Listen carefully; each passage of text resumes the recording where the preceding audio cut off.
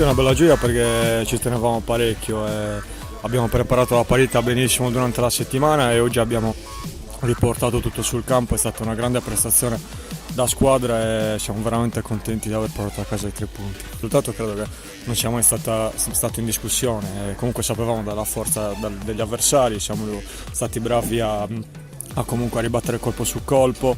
È stata una parità abbastanza maschia, però l'abbiamo messa sul nostro binario, su quello che volevamo noi e quindi siamo contenti così. Per il fatto dei gol è una bella soddisfazione, però comunque sia è frutto del lavoro della squadra, quindi può segnare chiunque, l'importante è che si faccia bene.